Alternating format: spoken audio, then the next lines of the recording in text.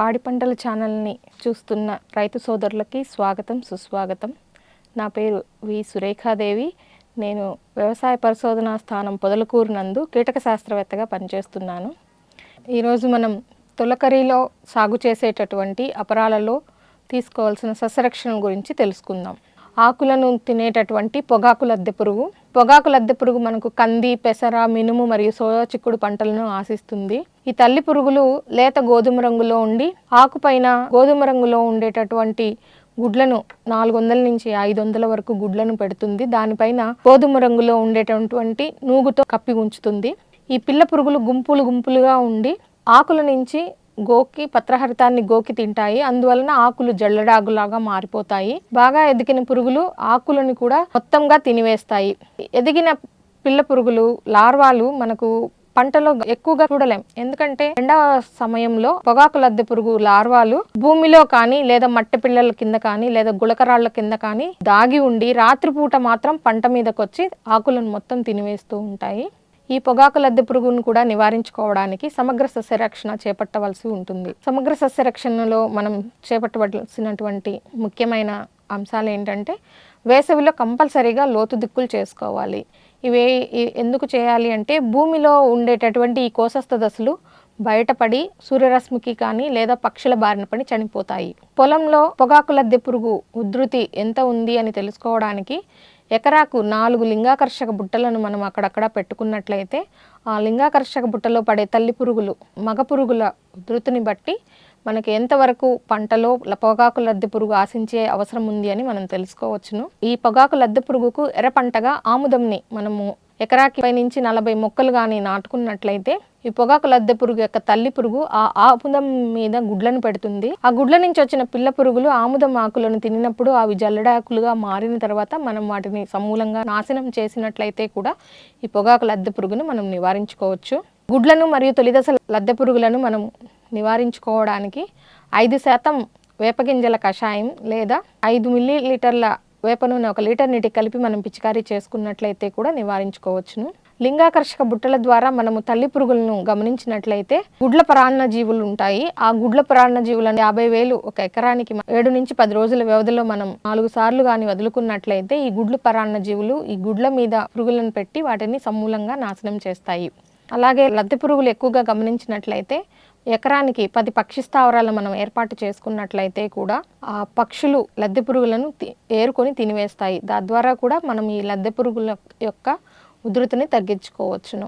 ఎదిగిన లార్వాలు మనము పొలంలో గమనించినప్పుడు వాటి నివారణ కోసం నోవాల్యురాన్ 1 మిల్లీలీటర్ 1 లీటర్ నీటికి కలుపుకొని పిచికారీ చేసుకోవచ్చును. లేదా క్లోరాంట్రిన్ప్రోడ్ 0.3 ml 1 లీటర్ నీటికి కలుపుకొని కూడా మనం పిచికారీ చేసుకున్న ఈ పొగాకు లద్దె పురుగును మనం నివారించుకోవచ్చును. బాగా ఎదిగిన లద్దె పురుగులు అంటే 5 నుంచి 6 దశల పొగాకు లద్దె పురుగు మనం పొలంలో గమనించినట్లయితే అంటే మనకు 2 ఇంచుల కంటే పెద్దగా ఉన్న పొగాకు లద్దె పురుగును మనం పొలంలో గమనించినప్పుడు వాటిని నివారించాలి అంటే పురుగు మందులు పిచికారీ చేస్తే అంతగా పనిచేయదు. కాబట్టి విషపు ఎరను తయారు చేసుకొని పొలంలో వేసుకున్నట్లయితే, ఎందుకంటే ఎదిగిన లార్వాలు మనకి ఇందాక చెప్పినట్లుగా ఉలకరాళ్ల కింద కానీ మట్టి పిల్లల కింద కానీ మొక్కల అడుగు భాగాన ఉండి సాయంత్రం వేళల్లోనే పంట మీదకి వస్తాయి. కాబట్టి అందుకని సాయంత్రం వేళల్లో మనం ఈ విషపు ఎరను పొలంలో మనం వేసుకున్నట్లయితే సాయంత్రం వేళల్లో వచ్చేటటువంటి ఈ పొగాకు లద్దె పురుగు ఆ విషపు ఎరను తిని చనిపోతాయి. విషపు ఎరను తయారు చేసుకోవడానికి 5 కిలోల వరి తౌడు, 1/2 కిలో బెల్లం, 500 మిల్లీలీటర్ల ఏదైనా మందు మనకు మోనోక్రోటోఫాస్ కానీ లేదా క్లోరిపైరిఫాస్ మందు కానీ కలుపుకొని ఉండలు చిన్న ఉండలుగా తయారు చేసుకొని సాయంత్రం వేళల్లో పొలంలో వేసుకోవచ్చును. తర్వాత చెప్పుకోదగినటువంటి పురుగు కాయతొలుచు పురుగు. దీనిని మనం శనగపచ్చ పురుగు అంటాం. ఇది మనకు ఎక్కువగా కందిని ఆశిస్తుంది. మినుము, పెసర, సోయా చిక్కుడును ఆశిస్తుంది. ఇది ఎక్కువగా కాయలు ఏర్పడిన తర్వాత కాయలో తలను పెట్టి లోపల ఉండే గింజలను తిని ఎక్కువగా నష్టం కలిగిస్తుంది. అందుకే ఈ పురుగుకి కాయతొలుచు పురుగు అనే పేరు. కాయతొలుచు పురుగు కాయలు ఏర్పడక ముందు ఆకులను తింటుంది, పూతను తింటుంది. అలాగే కాయలను మాత్రం ఎక్కువగా ఆశిస్తుంది. కాయతొలుచు పురుగు కాయలకు గుండ్రటి రంధ్రాలను చేసి లోపలికి తలను మాత్రమే దూర్చి గింజలను తింటూ ఒక కాయ నుండి మరో కాయకు ఆశించి ఎక్కువగా నష్టం కలుగజేస్తుంది. ఈ కాయతొలుచు పురుగు గుడ్లను లేత ఆకులపైన, పువ్వులపైన, లేత కాయలపైన ఒక్కొక్కటిగా పెడుతుంది. ఈ ఒక్కొక్కటిగా గుడ్ల నుంచి వచ్చిన పిల్ల పురుగులు పూతను తింటాయి, అలాగే కాయల లోపలి గింజలను తింటాయి. ఈ కాయతొలుచు పురుగు నివారించడానికి ఇందాక మనం పొగాకు లద్దె పురుగు చెప్పుకున్నట్లుగానే సమగ్ర సస్యరక్షణ చర్యలు చేపట్టవలసి ఉంటుంది. సమగ్ర సస్యరక్షణ చర్యలలో మొట్టమొదటిది వేసవిలో లోతు దుక్కులు చేసుకొని, లోతు దుక్కులు చేయడం వలన భూమిలో ఉండేటటువంటి కోసస్థ దశలు బయటపడి పక్షుల బారిన కానీ సూర్యరశ్మి బారిన కానీ పడి చనిపోతాయి.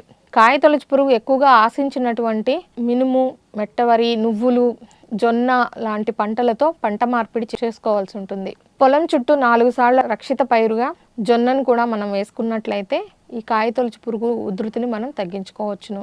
కంది పంటలో కాయతొలుచు పురుగు నివారించడానికి పైరు విత్తిన 90 నుంచి 100 రోజుల్లోపు చిగుళ్లను మనం కత్తిరించినట్లయితే కూడా, ఎందుకంటే ఆ చిగుళ్ల పైన ఈ కాయతొలుచు పురుగు గుడ్లను పెట్టే అవకాశం ఉంటుంది కాబట్టి వాటిని మనం తుంచినట్లయితే కూడా ఈ కాయతొలుచు పురుగును మనం నివారించుకోవచ్చును. అలాగే ఈ పురుగులను తినేటటువంటి పక్షుల కోసం పక్షి స్థావరాలను ఎకరాకి 20 పక్షి స్థావరాలను ఏర్పాటు చేసుకోవాలి. అలాగే ఎకరాకు 4 లింగాకర్షక బుట్టలను ఉంచి పురుగు యొక్క ఉనికిని గమనించుకుంటూ ఉండాలి. లింగాకర్షక బుట్టలలో మనకు తల్లి పురుగులు పడినప్పుడు అవి గుడ్లను పెట్టే అవకాశం ఉంటుంది కాబట్టి పురుగు గుడ్లను అలాగే తొలిదశ లార్వాలను మనము నివారించుకోవడానికి 5% వేపగింజల కషాయం లేదా 5 మిల్లీలీటర్ల వేప నూనెను 1 లీటర్ నీటికి కలిపి పిచికారీ చేసుకున్నట్లయితే కూడా గుడ్లను మరియు తొలిదశ పురుగులను మనం నివారించుకోవచ్చును.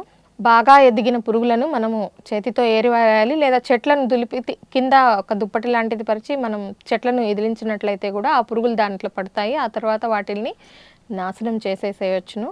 ఇప్పుడు మనం చేపట్టిన అన్ని సస్యరక్షణ చర్యల పద్ధతుల ద్వారా మనకు ఇంకా వాటిని నివారించుకోలేనప్పుడు, వాటి ఉధృతి ఎక్కువగా గమనించినప్పుడు ఇండాక్సా కార్బ్ 1 మిల్లీలీటర్ 1 లీటర్ నీటికి లేదా స్పైనోసాడ్ 0.3 మిల్లీలీటర్లు 1 లీటర్ నీటికి కలిపి పిచికారీ చేసినట్లయితే ఈ కాయతొలుచు పురుగును మనం సమర్థవంతంగా నివారించుకోవచ్చును. ఈ పద్ధతులన్నీ పాటించి రైతులు తొలకరిలో వేసిన అపరాలలో సస్యరక్షణ చర్యలను చేపడతారని ఆశిస్తూ ఉన్నాను.